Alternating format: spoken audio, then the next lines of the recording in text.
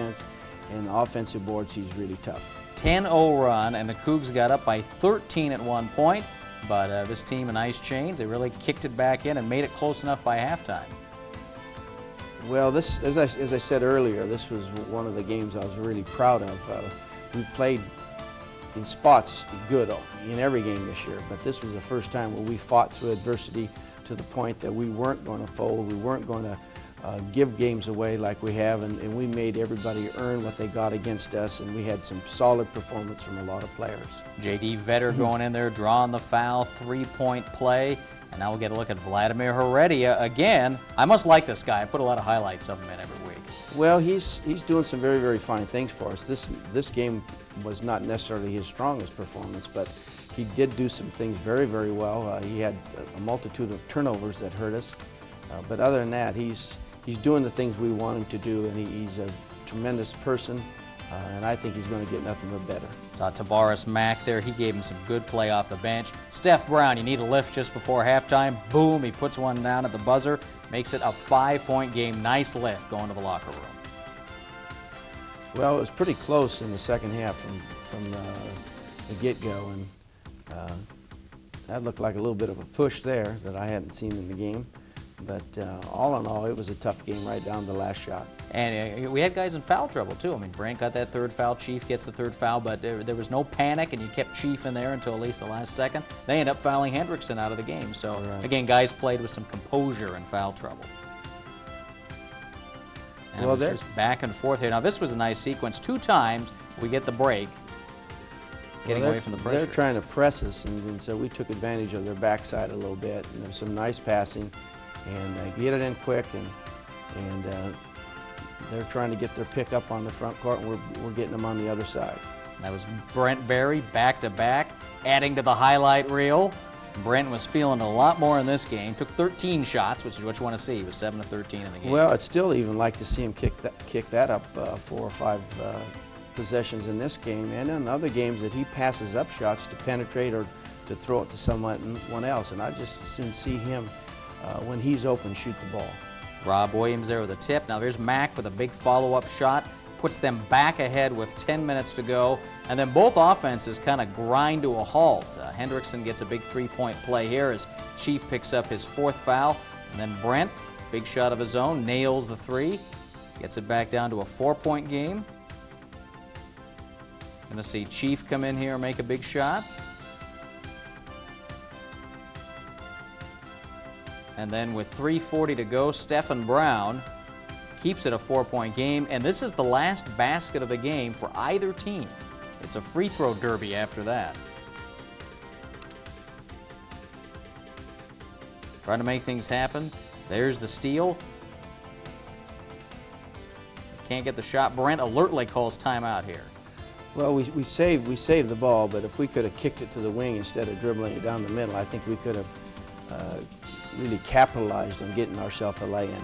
2 chances here now in the final 20 seconds. Well, actually, it was a shot by Chief, almost a tip by Brent, and then they hit a free throw, and then we have to come down to the last play. And here it is with 4 seconds left. Well, Steph hit one at halftime, but not at the end of the game. Good opportunity, again, solid effort, and down to the last minute this time. Don't get it in the hole, and the Cougs escape with a 77-75 victory. They have been good at home. They've beaten 3 ranked teams in that joint this year, but Chief comes up with 21 points, and Brent bounces back with 19. Again, obviously you push the right buttons on Friday because they came out and they played as a team, and I know you've said that's what is most gratifying to you. Well, you know, it's been a long time coming. Let's see how long it lasts. They feel that they are a team now at this point. We're going to keep working hard this week, and we'll see if it's for real when it comes Arizona State time. We will talk about those 2 games coming up. We'll also meet our feature player of the week. Freshman Robert Williams will join us when the Jimmy Anderson Show continues.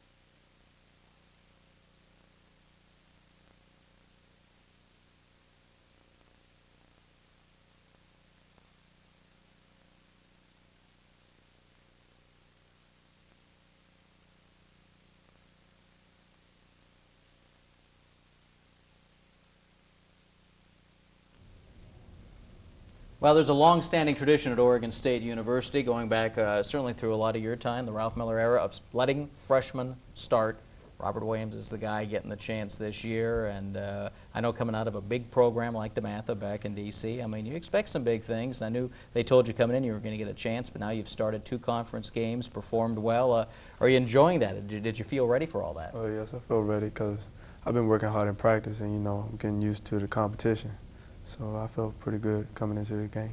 Now, we've seen some nice-looking offense out of you here. You obviously know how to go to the hoop. You got up there in the orange and white game and showed you can knock the ball down early.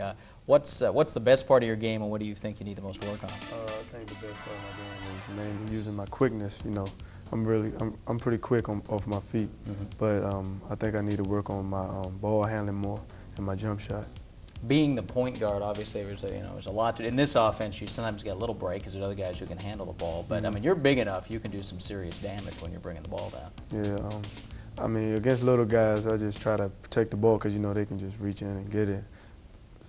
Since I'm tall, I can just back them down, look over them, pass the ball away. So height is an advantage. Well, you're not real big though, Robert. You're not like some of those guards around, like 6'5", 6'6". But he has a complete game, to be very honest with you. And I think that's the thing that is really going to be his strength in the long run, is the fact that he can shoot, he can pass, he can defense, he can lead. He's got a great attitude. To this point, I've been very pleased with his development.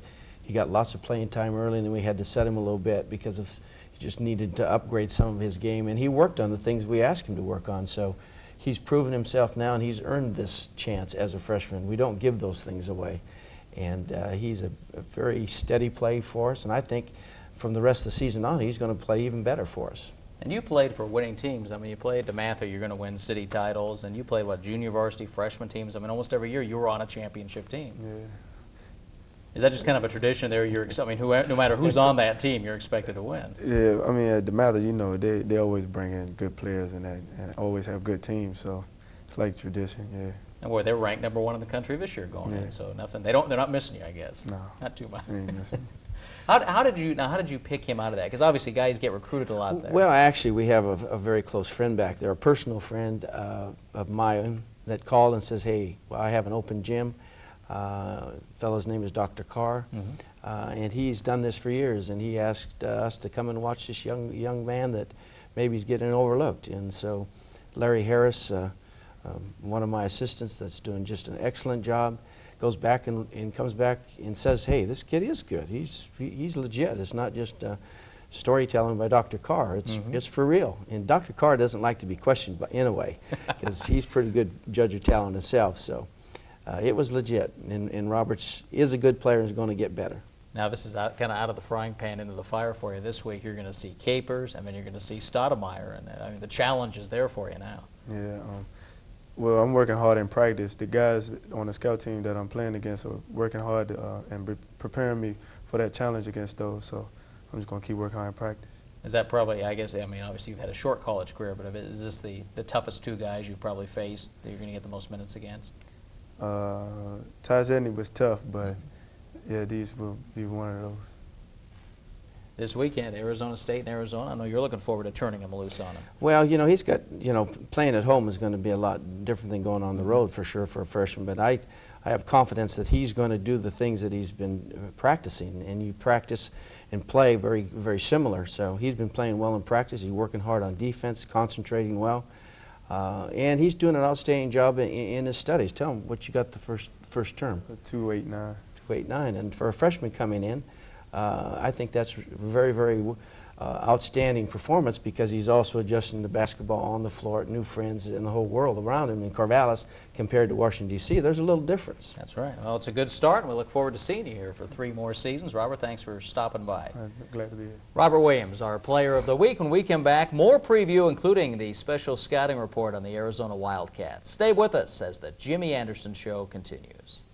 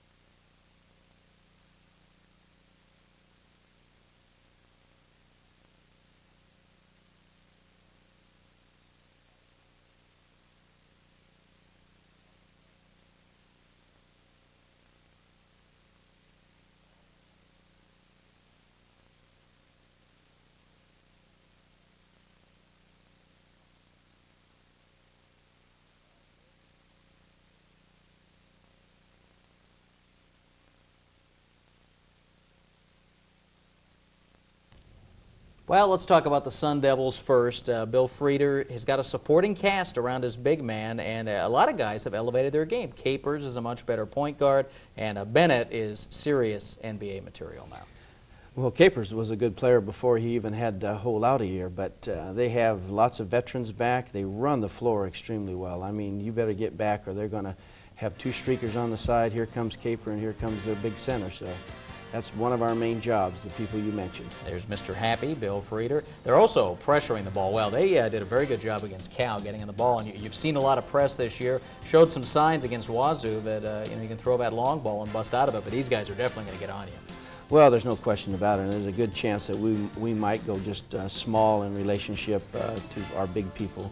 We may have to go a little littler, and then they come in with a second big guy, then we'll do the same. So we need to match their speed and quickness because they will come after us.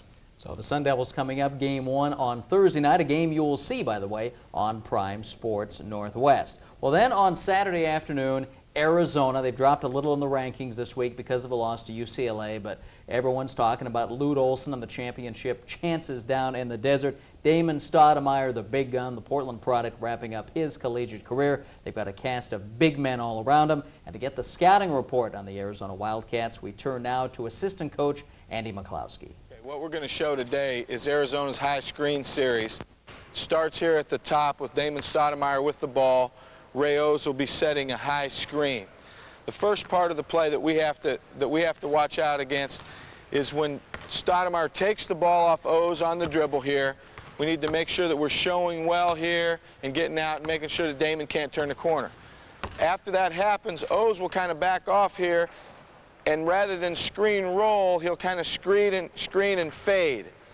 At the same time, down on the baseline, Reggie Geary's going to be running along a double screen set down here by Joseph Blair and Corey Williams. Now the players will show the play in its entirety. Go back.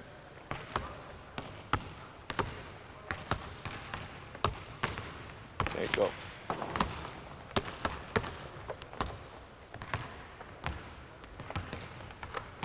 Okay, there's two things we're going to try to do on the play. We're going to try to make sure that the person guarding Ray O's is out here showing real hard so that Stoudemire can't turn the corner. The second thing, when we come off of this screen down here, we're going to try to tag Reggie Geary and be right on him. As soon as he catches the ball, he'll have a beaver on him. So it's a real challenge. They set those screens. Well, you can't go small against this team because they got guys who'll set picks on you all night. Well, it looks easy when you put it on the blackboard or on the floor, but when it comes time, there's lots of options off that play and a lot of other plays. It's hard to say. You don't really just cut the head off this team with Stoudemire, but it's really been guys like Geary when he's been hot and cold. They've been accessible, at least, to some teams. If their big guys can't put it in the hole, that's when they've struggled. Well, if you can cut Stoudemire's head off, it's going to be a big help, but that doesn't happen very often. If he misses shots, an abundance of them, we'll have a chance to win. Bottom line for Oregon State this week again, the team effort against Washington State to recapture that. I mean, things have been going bad. To recapture that, I mean, that must be gratifying to you. Yeah, playing at home, playing hard, and I think we can beat both teams. All right, that sets the table. Thursday night, Yo Coliseum, Arizona State. You'll see it on Prime Sports Northwest. We'll be right back here next week to wrap up the Arizona trip and the Arizona visits and look ahead to the trip to the Bay Area to face Cal and Stanford on the next edition of the Jimmy Anderson Show.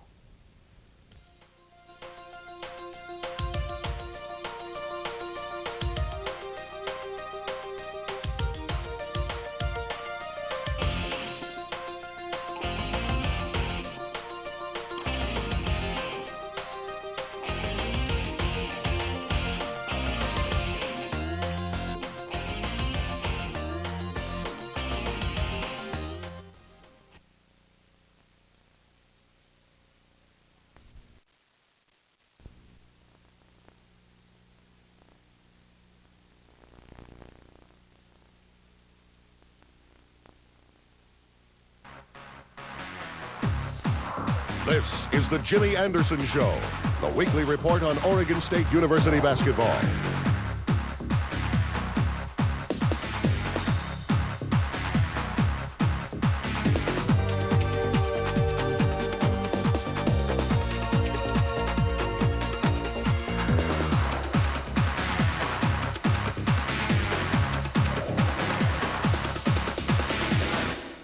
Hi, everybody. I'm Bob Akamian, and along with the coach, welcome to the Jimmy Anderson Show. Pac-10 basketball spoken here every week at this time. And who'd have thunk it that the trip to the Bay Area might be the toughest trip in the conference this year, as Stanford has been so slow and steady, and now California is starting to arise from their slumber. This is a very interesting week ahead. Well, it's a big weekend for all four teams going into the Bay Area, and usually the Bay Area team isn't quite as difficult of a trip, but over the years they're not easy to beat, but this year they seem to have more talent, more experience. They're doing well, ranked. Both teams are going to be ranked this week in the top 25 someplace, so we got our work cut out for us, but I think our ball players are looking forward to the challenge. Now, we told you previously on this show, California was the sleeping giant, and boy, they awoke in Los Angeles, beating UCLA and Pauley, and that kind of did the rest of the conference a favor. Well, they also snuck away with a big win against USC, and USC is very difficult to beat at home, so sweeping that series in LA has been one of the toughest, most difficult tasks for any team to do in the conference over the years. Beavers come off a pretty good weekend against the Arizona Schools. An outstanding victory on Thursday night that we're going to look at first, and then a good comeback effort against the Wildcats after it seemed Arizona had put the game away on Saturday. But let's start with the Arizona State game, and this was a really solid effort because you knew they were going to come in with a couple of guys who moved the ball well in Riley and Capers, and of course the big man we're going to see here early, Mario Bennett. Well, Mario Bennett is probably considered the best postman in the league. Very quick, very big, very active. And their perimeter people with Riley and Capers and Brewer and who knows what else they bring off the bench are very difficult to stop in transition. They got a great press, and we were able to handle most of these things. And the pressure early gets broken. There's Brent Berry going for the layup. Vlad's going to take the jumper. And you got a nice little run early and grab the lead early in this game. Well, I think the backdoor plays, especially the one you saw with Brent Berry, really helps our offense and really keeps pressure off us so that we can get into our offense. But their full court pressure was really one of the most difficult things for us to handle, and we probably did it well as any team in the country this year. Saw Chief run the floor nicely there. Brent gets him on a give and go, and now Brent will go to the hoop himself off the turnover, slam it home, and there was a lot of that in this game, a lot of energy on the floor. Well, the energy on both sides, because they needed the win too, and I know this was a big defeat for them and a very good win for us. Beat the 13th ranked team in the country. The lead got up to 11 points here in the first half before ASU really knew what hit them, and again, good access here on the transition. Well, there's one of those beautiful jump stops that really work. You just balance up and shoot it right in their face. 33-27 at halftime as ASU comes back, and it keeps rolling in the opening minutes of the second half. Rob Williams, who keeps getting more and more playing time in that starting role, teaming up with the Chief. There again was a good picture of the backdoor play. It's a nice play by Brent in traffic, getting it to the wing. And here it is the other way. This time Chief gets the ball. But ASU comes right down to the other end, and Bennett hits the layup. And of course, that's what you got to watch, and they started to get back in transition. We'd get a basket, and they'd come right back. Well, in most cases, he got a couple of those, but he usually gets 3 or 4 of those a game. We kept him down to about 50% of that particular dash down the floor. Jerron Brown back in action. You see the big brace on the knee. He got some good time, though. 16 minutes against ASU, 15 against Arizona. Well, he did some good board work. He played solid defense. He hit a couple shots for us, so he definitely was a factor, and we really needed him coming back for this game. Well, here comes ASU back. Bennett will hit the layup. This gets it down to a 2-point game. They tie it up on a slam by Bennett, and then all of a sudden, midway point of the second half, 3-point play for Bacon. ASU's got the lead. Well, this was certainly a quiet moment in Gill because they made this run, and then all of a sudden here comes the press at us, and we break the press, and we get a few things at the other end, and all of a sudden we're back in command. Rob Williams hits the jumper, and now Steph Brown's going to take it on the baseline. Get control back. And now ASU goes through a stretch here. 7 minutes, 53 seconds, no baskets. There's Jerron Brown hitting one of his 2 hoops that he got in the game. There's J.D. Vetter going to come up with a nice steal. Well, our game plan was to take care of their transition, make sure we didn't turn the ball over against pressure, and then control tempo with offense. And you could see the last series We were controlling tempo and then basically breaking their press and getting some cheap things at the end. And again, beating the pressure. The lead stretches out to 12 points. And this will just about do it down the stretch. Now we start the Brent highlight reel again after Chiefs dunk. Bill Frieder looking for some help. He's not going to get it. There's one. Now Steph Brown will start this one as the ball's taken away. Here's Brent for two. Well, Bob, I'll tell you what, I don't think there's anybody that can cut better than Brent Berry in the collegiate level. In the open court and his ability to cut with his quickness, speed, and long legs, it gets him out there, and I don't think anybody's ever caught him once he's got out in the open. Get a look at the numbers there. 83-70, the final score individually. Brent, maybe his best game of the year, and I know he said this in the post-game radio, best number, 1 turnover to go with all the good offense. Yeah, I'm pretty proud of that too, because we've had to live with a few more than that every once in a while, but that's good basketball. That's a supreme effort by Brent. I mean, you can't play better than that, really. So a satisfying 13-point victory against a ranked team. Best game of the year? I think so, and the fact that we followed a game plan explicitly, and that our seniors, our main guys, came to the front and took over and did what they had to do during that crunch time and made the decisions and got the stats we needed. That was a very good effort for us. Well, just ahead, we'll talk about Saturday's game against Arizona. Damon Stoudemire was back in town. We'll show you highlights of the Beavers and the Wildcats when the Jimmy Anderson Show continues.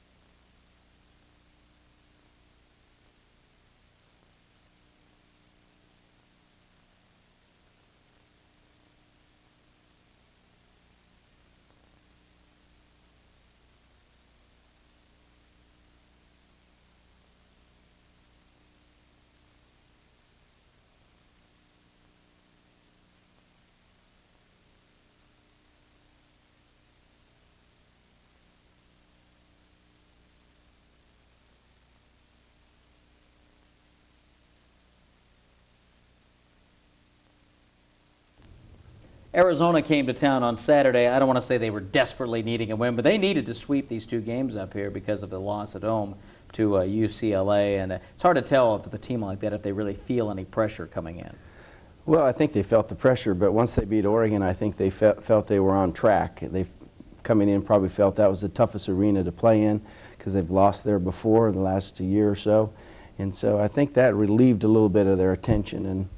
And I know they respect us, but when they jump on you, sometimes they can jump on you pretty quick. Well, let's pick up the action Saturday evening at Gill Coliseum. And, of course, everyone's favorite basketball player in the state of Oregon, Damon Stoudemire, was back one last time. The fans, they don't love him. What do you think of him as a player? He's obviously grown nicely in his collegiate career. Well, I think he's improved a lot. He's got physically much stronger.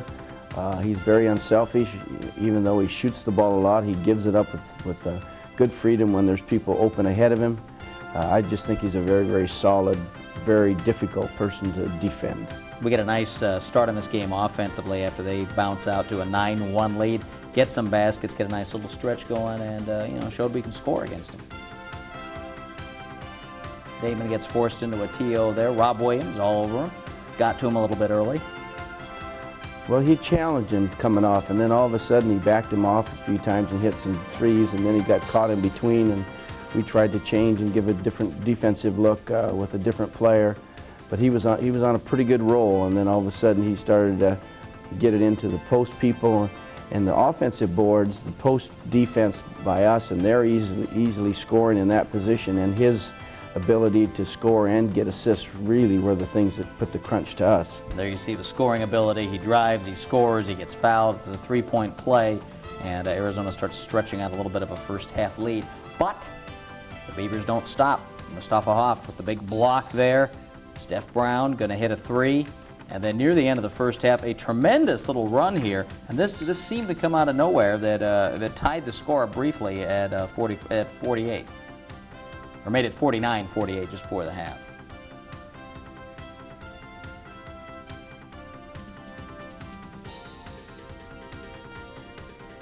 There you see Brent goes underneath. It's a nice pass to Vlad, but we had pretty good scoring in all floor positions. Our problem really was the fact that we couldn't stop them, and they kept getting the ball in the low post, or Damon would do something fantastic, and then all of a sudden we'd give up an offensive board, not take care of post defense. It just become a seesaw battle, and we just couldn't stop them. And we have a bad run where we throw the ball away 3 or 4 times and miss 3 or 4 shots in the start of the second half, and then from there the game's pretty much over. Right before the end of the half, those 2 baskets kind of set that up, and then after that it was a 29-4 run for Arizona, and Damon finishing the job there, and all of a sudden 26-point lead, and it looks like the game is over, and it was ultimately, but it got interesting. Brent throws down a 3 here. You're going to see Rob glide to the hoop a little bit, and then all of a sudden Damon gets a technical foul, and this gets interesting. He and Rob coming together. Rob gives him the ball, and Damon gives it right back to him. 4 free throws here. And then a few moments later, you have to remind the officials that technical counts as a personal foul, and Damon's done. Well, we had a substitute scorekeeper, and I don't think he was aware of the fact, so he kept mentioning in his own honest fashion, not knowing the rule change, that he only had 4 personal fouls because he didn't know the technical counted as one. So that was the real discussion that was going on. And all of a sudden the Beavers start chipping their way back into the game. Now for a moment there you'd taken Mustafa and Vladimir out. Were we kind of teetering between putting the bench in, or was there Well, still the there was opportunity? some foul trouble with Mustafa, and we were using him on offense, but the main thing is that we knew we had to chase people, so we just put smaller bodies on the floor. We put Brent to the 4 position, and we went to our press, and Brent and I think JD more so than anybody started to get their hands on balls, and they missed a few free throws, and we converted, so it enabled us to at least get a thought that if things would go a little bit more bizarre, we'd have a chance to win. Damon comes up with 26 points, 9 assists. Chief 23 and 10. Brent Berry 31 points. Good weekend for Brent. His best 2 games in the conference so far. Brent Berry will be with us momentarily. He's our player guest this week. But you do get back into the game. You cut it down to 10 points late.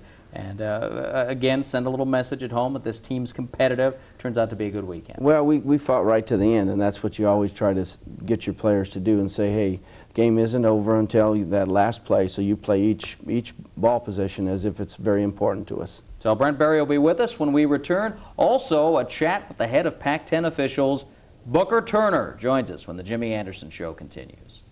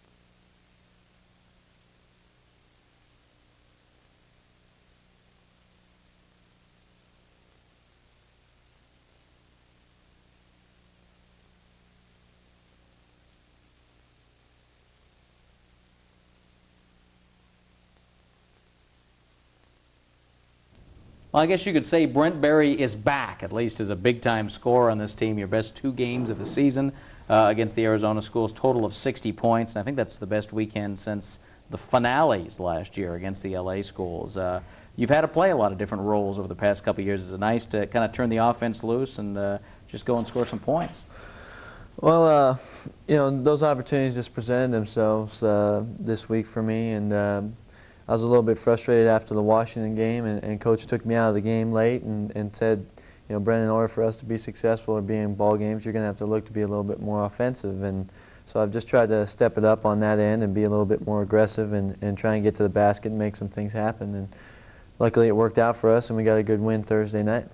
This team took such a big step between the Washington and the Washington State game, and I know you had a tough practice that Friday after, but since then, I mean, you guys have really seemed to play well as a group.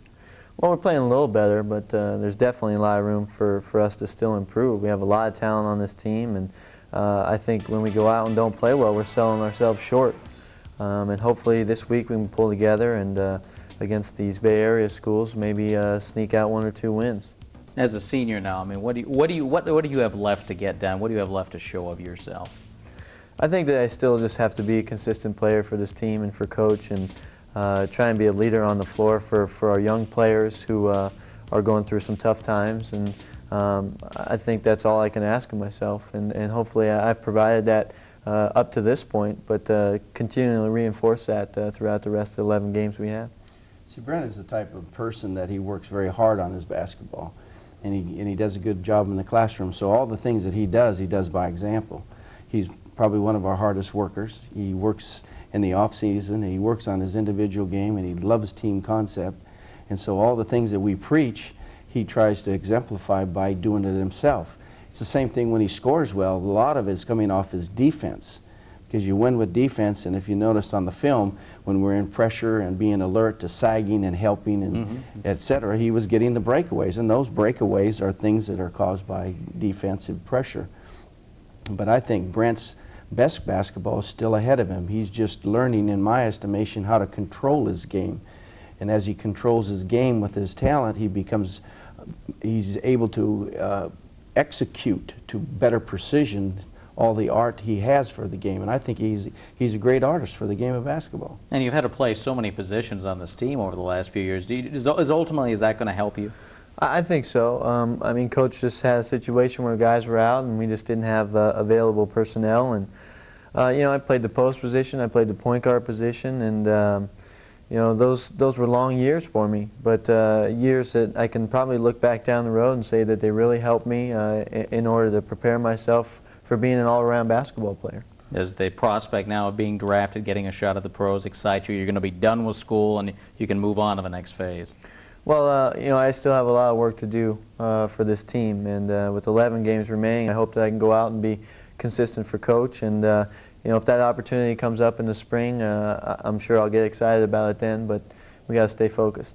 All right. Well, 11 games to go, and I know you like hearing that out of all these guys, especially the seniors. Well, that's for sure. They're the ones that have to do the work out on the floor and get the job done with their effort and their execution. But the thing that is really rewarding is to see the growth in a young man like Brent, that he came here as a freshman, and see his development along the way. And I compare him very favorable to the experiences of A.C. Green, playing lots of floor position, has to be the utility guy, and not always have to necessarily play his favorite spot. Brent, thanks for coming by today, and continued success as you head back. I know you like going home to the Bay Area. Yeah, some home cooking out there. Thanks, Bob. All right. Now we're going to meet with our special guest this week on tape. It is the Pac-10 Supervisor of Officials, Booker Turner, a familiar name for years and years as one of the men blowing the whistle. Well, last weekend he was in town watching from the sidelines and evaluating his own officials. We talked about the latest rule changes and the emphasis that Pac-10 and national officials are placing on the games they work.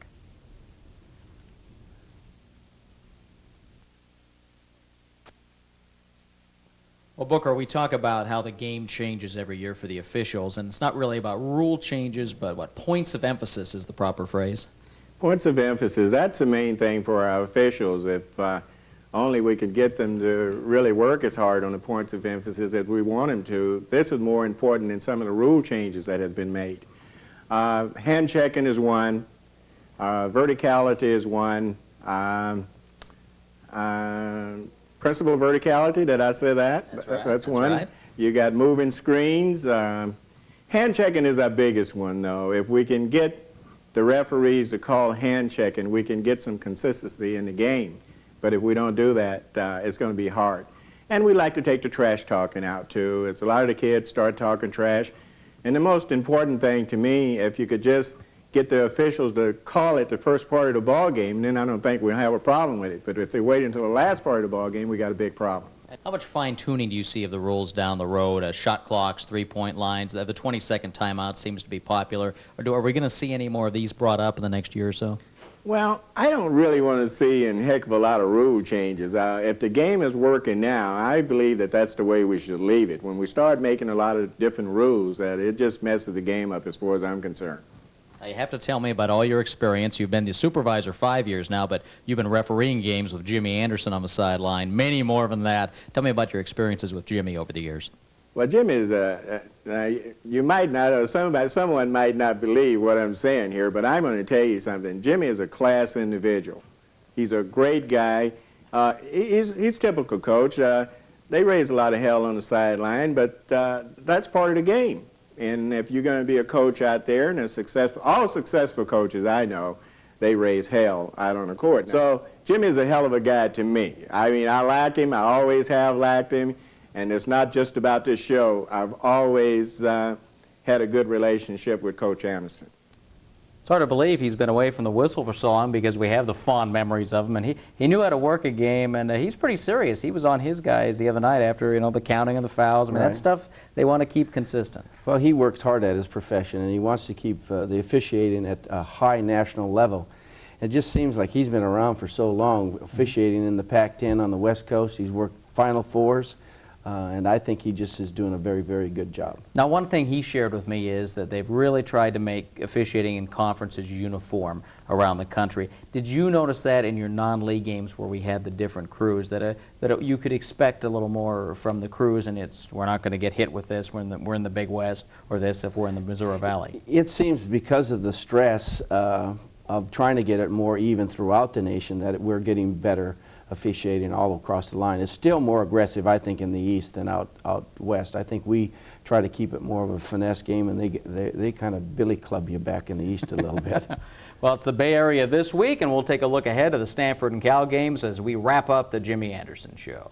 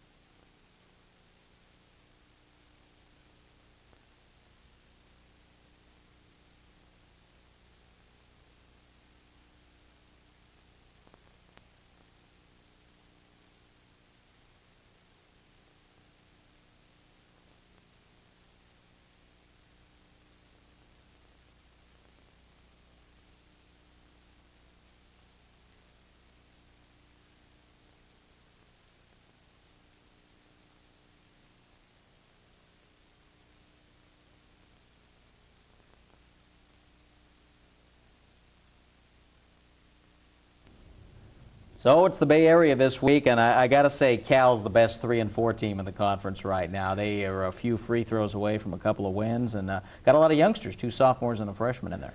Plus, they had a couple of injuries early to a couple of their big guys, but they go 10, 12 deep, and it doesn't matter who they bring in because they're all quality players. And they probably have the most talent 1 through 13, which is the scholarship list of any team in our conference. Well, let's take a look at them first. It's the Thursday opponent at Harmon Arena. Let's get a scouting report on the Bears right now from assistant coach Larry Harris.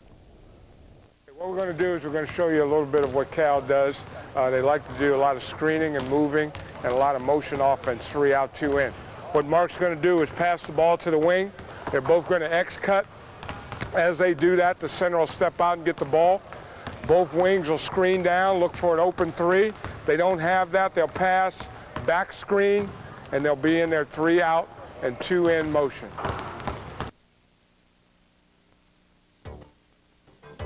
Stanford coming up on Saturday.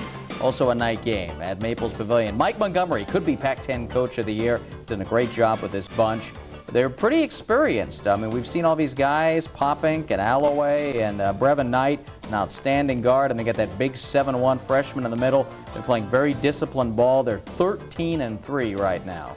Well, a lot of people thought they were going to be this is a surprise team, but I don't think it's any surprise to the coaches in our conference because they had a fine team last year and they have 4 starters back plus better depth. So I think they're living up to expectation of we as coaches in the Pac-10 thought they would do, but on a national level, they seem to be a big surprise. So it's a great challenge this week. 2 games in the Bay Area. Join us next week. We'll talk about them on the next edition of the Jimmy Anderson Show.